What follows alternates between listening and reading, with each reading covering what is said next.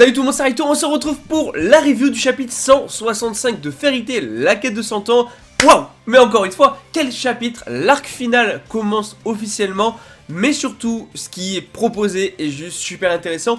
Et honnêtement, l'arc final peut durer très longtemps. Voilà, je le dis, Fairy Tail peut durer encore 1 an, 2 ans facilement. Voilà, il y a tellement de choses qui sont abordées, tellement de combats qui sont utilisés, tellement de personnages introduits et de nouveaux ennemis, que là, on est servi. On va se régaler. Les combats, ça va être fou. Ça va être que du combat, mais ça va être incroyable. Alors, n'hésitez pas à liker la vidéo si jamais déjà elle vous plaît, abonnez-vous si vous aimez Fairy Tail parce que je crois que je suis un petit peu le seul youtubeur en France à en parler quasiment, donc voilà, suivez-moi, et donc on va tout simplement parler de ce chapitre, puisque là, voilà, les camps ont été posés, les 3 camps, soit celui des humains avec Natsu et les autres tout ça, celui des dragons avec Ignia, Fire and Flame, donc la guilde de Fire and Flame, et même les 5 dieux dragons qui étaient revenus dans la course. Oui, retour d'Aldron, retour de Byrnes, retour de Mersphobia, retour de Selene en mode dragon, Ignia qui est là aussi, donc voilà, incroyable. Et le camp des démons avec Faris et donc ces 6 démons là, avec ces Horation 6, Horation je crois Zex, enfin bref, dans tous les cas, là c'est teasé, c'est une dinguerie, la quête ne fait que commencer. Donc première chose, Natsu du coup a dit, il y a 5 ennemis, et ils sont 5. Donc en gros, chacun s'occupe d'un des dieux dragons. Je pense que Natsu, tu n'as pas très bien réfléchi au problème. Déjà, vous séparer, c'est alors en soi une bonne idée dans le sens où de toute façon, sinon si jamais vous vous séparez pas et vous en bloquez pas les dieux dragons et que vous allez que sur un seul, les 4 autres vont se déchaîner, d'accord. Mais avec votre niveau, sachant que les dieux dragons sont maintenant probablement à pleine puissance, aucun de vous ne peut officiellement battre un dragon. Et alors peut-être à la limite de la limite, Natsu. Et encore, je pense même pas. Donc c'est pour dire comment est-ce qu'ils vont faire. Et encore Natsu, probablement ça sera Ignia, on verra. Mais là voilà, bon quand même Natsu propose tout simplement de se séparer. Voilà, et de recommencer la quête, d'aller tous les affronter. Sachant que aux endroits où il y a les 5 dieux dragons, il y a une lacryma géante qui est apparue qui transforme les gens en dragon. Et ça, je trouve ça très cool parce que du coup, tous les gens qui étaient autour de ces lacrymas se sont en tout cas transformés probablement en dragon. Alors peut-être que ça marche pas sur tout le monde, peut-être que les Dragon Slayers sont immunisés, je ne sais pas, peut-être que justement au contraire, peut-être voilà, parce que si jamais c'est vraiment tous les gens qui sont à côté, je rappelle que Selene s'est transformée en dragon, probablement qu'une Lacryma est apparue là où il y a Selene, donc Diabolos était à côté, et c'est des Dragon Slayers, enfin Dragon Eaters, donc logiquement ils se transformeront en dragon, mais peut-être qu'on va dire que tout ce qui est Dragon Slayer, Dragon Eaters ne sont pas touchés, et donc on pourrait avoir des alliés du côté de Diabolos, et ça serait très cool, pourquoi pas de voir des duos, imagine, oh Luxus Kirin contre un ennemi. Oh non, ça serait fou. Oh, ça serait incroyable. Oh, je vous jure, ça serait fou. Oh, je vous jure, ça serait fou. Non, là, je pars trop loin. Même des duos, tu vois, Diabolos, Fairy Tail. Non, je kifferais trop. Et pas que des combats solo.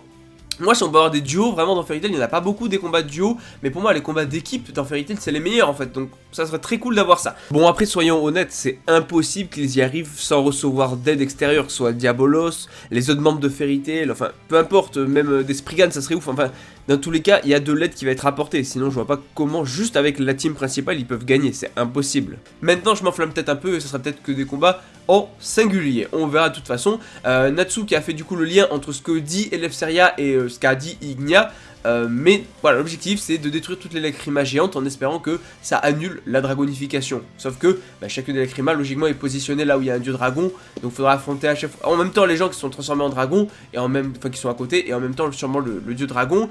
Natsu qui précise aussi que Faris est probablement devenue une méchante, voilà. Bon après il est pas au courant pour les 6 démons qui sont avec elle et de toute façon il a pas tout compris à ce qui s'est passé, mais ça fait un ennemi qui a quand même le bras d'Acnologia. Voilà, c'est déjà quand même pas mal tu vois. Donc ça très cool, la quête commence, ils vont compléter la quête, ils se séparent. Donc voilà du côté de Fairy Tail, donc chacun va aller à un dieu dragon. Maintenant il faut qu'on parle, ça je trouve ça ouf et intéressant, mais en fait on va retourner du côté de Faris et des 6 démons, les fameux Horation 6 et les nouveaux Horation 6 là. Je trouve ça très sympa parce que déjà on a les noms des personnages, hein, donc on a, parce que c'est pas les Horation 6, c'est les Horation Zex, voilà, bon c'est pareil.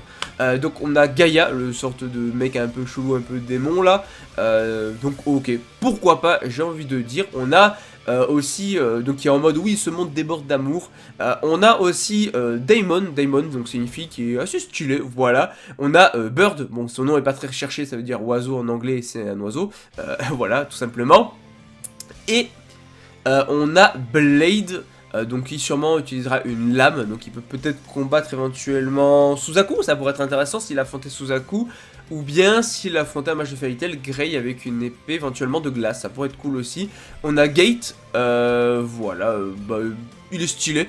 Et surtout le retour de Zero. Mais qu'est-ce qu'il fout là? Je vous jure, c'est une dinguerie. Le retour de Zero. Tout comme Faris est devenu démon en absorbant le bras d'Acnologia, Zero est devenu démon en absorbant le Nirvana grâce au pouvoir du Nirvana. Bon, ça sort un peu de nulle part, mais je trouve l'idée très cool. Et je trouve que pour moi, cet arc-là, c'est un mélange entre 3 arcs de Fairy Tail banger. Voilà, je vais développer un petit peu mes retours de Zero qui veut tout réduire à zéro. Voilà, le mec veut toujours la destruction et tout.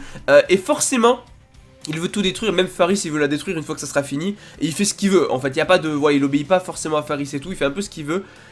Mais surtout, une fois que le boulot sera terminé, il a dit qu'il l'a tué. Et quand, justement, Faris expose les choses en mode... Voilà, alors, je vous explique un petit peu. Il y a les humains qui s'oppose au dragon. Voilà, en gros il y a Ignia donc qui veut transformer tout, qui veut un monde de dragons, et les humains qui tentent de l'empêcher. En gros elle explique ça, et quand elle dit que les humains qui s'opposent au dragon, ils font partie de la guilde de Fairy Tail, mais forcément Zero, il entend le nom Fairy Tail, il va péter un câble. Il va péter un câble, il va tilter, tu vois. Bah oui, il s'est fait défoncer par Fairy Tail, c'est à cause de Fairy Tail qu'il a perdu. C'est à cause de Fairy Tail. Donc je trouve ça trop cool. Ça fait beaucoup penser à Genma qui justement était revenu à l'Arc Tartaros. Un peu de la même manière, Genma, l'ancien maître de Sabertooth qui était revenu à Tartaros. Alors pour moi, ouais, c'est pour ça que je vous disais ça. Pour moi c'est un mélange entre 3 arcs de Fairy Tail. C'est un mélange entre l'arc Horation 6 parce qu'on a le retour de Zero. Et le but c'est que de détruire les 5 Lacrima. Je rappelle que Horation 6 pour arrêter le Nirvana, il fallait détruire les Lacrima en même temps.